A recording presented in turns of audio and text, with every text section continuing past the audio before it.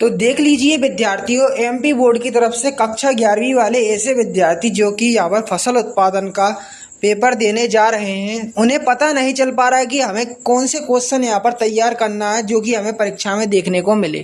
तो देखो बिल्कुल विद्यार्थियों, आप बिल्कुल सही प्लेटफॉर्म पर आए, क्योंकि यूट्यूब पर अभी फिलहाल आपने देखा होगा प्रपत्र जो पेपर है वह वायरल चल रहे हैं। 100% गारंटी ले रहा हूँ कि अगर आप पूरे जितने भी यूट्यूब के प्रश्न पत्र देख ले, उसमें से एक भी प्रश्न आपको देखने को नहीं मिलने वाला।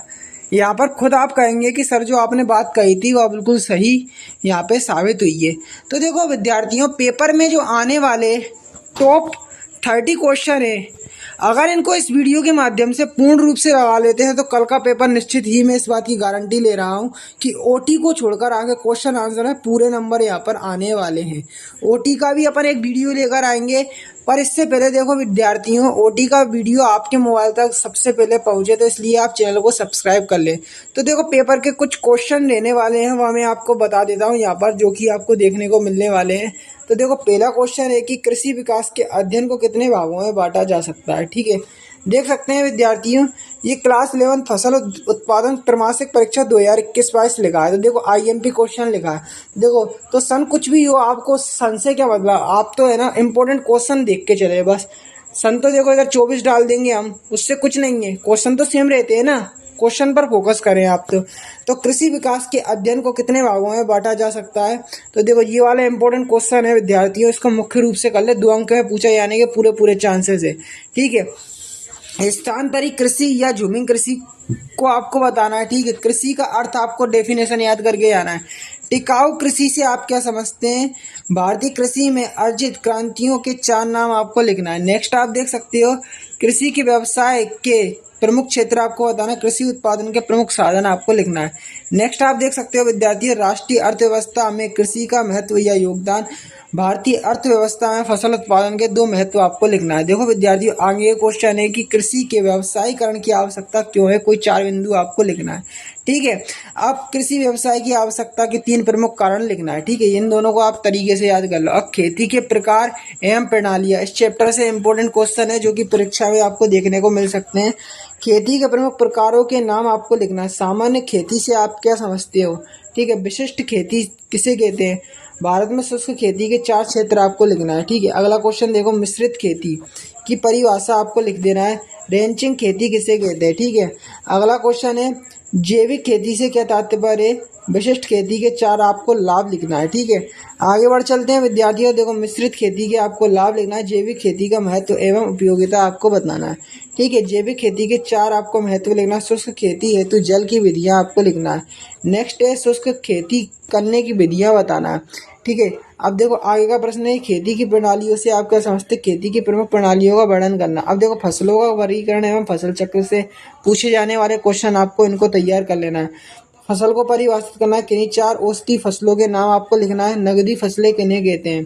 कीट आकर्षण फसलें किसे कहते हैं। ठीक है, फसल चक्र को परिभाषित करना है। देखो फसल से क्या अभिप्राय, ऋतुओं के आधार पर इनका वर्गीकरण करो। ऋतुओं के आधार पर फसलों का वर्गीकरण उदाहरण से समझाना है। उपयोगिता के आधार पर फसलों का वर्गीकरण उदाहरण सहित लिखना। एक बीजपत्री फसलों में के 5 वानस्पतिक नाम, कुल का नाम लिखना है। धान्य फसलों के वानस्पतिक नाम लिखना है। अब देखो फसल चक्र पर प्रभाव डालने वाले कारकों के आपको नाम लिखना है। अब देखो शस्य सघनता क्या है, इसको प्रभावित करने वाले कारकों का वर्णन। फसल चक्र को प्रभावित करने वाले कारकों का वर्णन करना है। नेक्स्ट आप देख ले, मिश्रित फसल की परिभाषा। अंतर्वर्ती खेती और साख खेती को परिभाषित करना। मिश्रित फसल से क्या महत्व क्या लाभ है बताना। अब मिश्रित फसल की हानियां, ओवर क्रॉपिंग को उदाहरण से समझाना। अंतर्वर्ती खेती के प्रमुख लाभ, अंतर सस्य का महत्व रखना 4 बिंदुओं में। बहुफसल खेती के महत्व, बहुफसल खेती के 4 लाभ। ठीक है, अब मिश्रित फसल से क्या तात्पर्य है, इसके प्रमुख सिद्धांत। मिश्रित फसलों का सिद्धांत का वर्णन।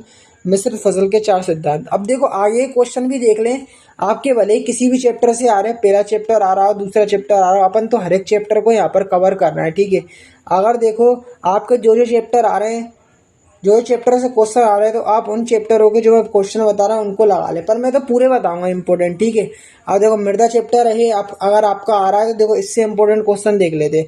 मृदा की परिभाषा, मृदा की प्रमुख भौतिक शक्तियों के नाम, मृदा निर्माण को प्रभावित करने वाले कारकों के नाम, मृदा संगठन, मृदा के नाम, उसमें प्रतिशत मात्रा लिखना है। मृदा जल किसे कहते हैं या कितने प्रकार का होता है? मृदा की कोई 4 रासायनिक शक्तियों के नाम। मृदा का निर्माण कैसे होता है? मृदा प्रतिच्छेदिका क्या है? मृदा में जीवांश का पदार्थ का क्या महत्व है? मृदा निर्माण की रासायनिक शक्तियों का वर्णन आपको करना है। अब देखो, रासायनिक क्रियाओं द्वारा चट्टानें किस प्रकार टूटती हैं? मृदा निर्माण की रासायनिक क्रियाओं को आपको समझाना है। अब मृदा के भौतिक गुण जो चैप्टर है, इससे इंपोर्टेंट क्वेश्चन देख लो। मृदा संरक्षण या मृदा विन्यास को परिभाषित करना। कृषि के लिए किस प्रकार की मृदा विन्यास सबसे अच्छा माना जाता है? कृषि कार्यों के लिए उत्तम मिट्टी कौन सी है? कृषि घनत्व से क्या समझते हैं और कितने प्रकार का होता है? मृदा के रंग को प्रभावित करने वाले कारक। मृदा उर्वरकता क्या है? राष्ट्रीय प्रणाली के आधार मृदा के कणों का वर्गीकरण। मृदा कणों के अनुसार आकारी मिट्टी का वर्गीकरण। रंध्र व अवकाश का महत्व।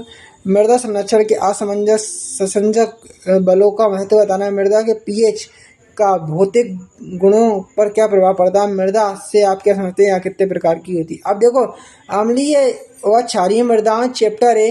अगर इससे इम्पोर्टेंट क्वेश्चन, अगर ये पेपर में आ रहा है आपका चैप्टर, तो देखो इसके इम्पोर्टेंट क्वेश्चन देख लो, ठीक है, कि अम्लीय मृदा किसे कहते हैं, क्षारीय मृदा किसे कहते हैं।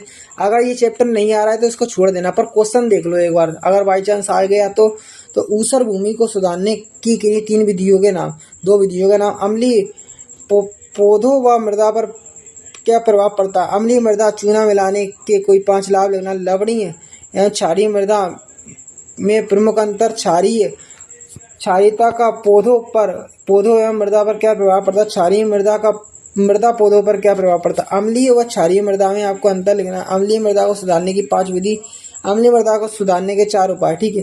अब क्षारीय भूमि के सुधार का उपायों का वर्णन। क्षारीय मृदा को सुधारने की विधियों का रासायनिक विस्तार। ये एक ही क्वेश्चन है, ठीक है, इस तरह से पूछा जाता है।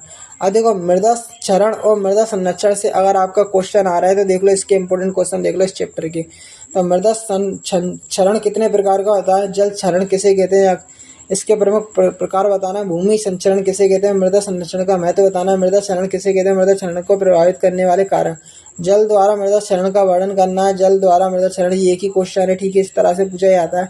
अब देखो आगे बढ़ चलते हैं। तो मृदा क्षरण से होने वाली हानियाँ, मृदा क्षरण के प्रभाव, मृदा द्वारा क्षरण से होने वाली 4 हानियाँ, ठीक है जी। अब देखो, मृदा क्षरण के उपाय और मृदा संरक्षण किसे कहते हैं? मृदा संरक्षण के उपाय लिखना। देखो, भूपरिष्करण चैप्टर से अगर क्वेश्चन आ रहा है तो देखो, प्राथमिक भूपरिष्करण, द्वितीय भूपरिष्करण, न्यूनतम भूपरिष्करण, ठीक है। जुताई को परिभाषित करके 2 उद्देश्य, ठीक है। अब देखो, शून्य भूपरिष्करण से क्या समझते हैं? भूपरिष्करण किसे कहते हैं, ठीक है। अब देखो, भूपरिष्करण आधुनिक अवधारणा का बताना है, भूपरिष्करण क्या है। तो देखो विद्यार्थियों, पूरे हर एक चैप्टर के मैंने आपको इंपॉर्टेंट क्वेश्चन बता दिए। अब जो चैप्टर से आपके पेपर में प्रश्न पूछे जा रहे हैं, तो आप उन चैप्टर से जो इंपॉर्टेंट क्वेश्चन बताएं उनको आप लगा लेंगे, तो निश्चित ही गारंटी ले रहा हूँ कि आज का पेपर जो है वो आपका पूरा बहुत ज़्यादा अच्छा जाने वाला है। अब देखो विद्यार्थियों, अगर आप PDF चाहते हैं पेपर की, ठीक है, तैयारी चाहते हैं कि हम पेपर से करेंगे, देखो पेपर की भी यहाँ पर आपके लिए हमने तैयारी के लिए यहाँ पर पूरी व्यवस्था करके रखी है। गूगल पर आना है, हिमालय सर सर्च करना है। हिमालय सर सर्च करोगे तो पहले नंबर पर वेबसाइट दिख जाएगी, इसी पर क्लिक कर देना है। अब जैसे इस पर क्लिक करोगे तो देखो विद्यार्थियों, क्या करना होगा, थोड़ा देर इंतजार करना होगा। जैसे ही आप नीचे आएंगे, देखो फर्स्ट लिंक आपको ऊपर दिखेगी सबसे, इधर क्लिक करके भी जो PDF है वो आपकी डाउनलोड होना स्टार्ट हो जाएगी। किधर? हिमालय सर जो लिखा होगा उसके नीचे अगर आप क्लिक करते हैं तो जैसे ही PDF है आपकी डाउनलोड होना शुरू हो जाएगी।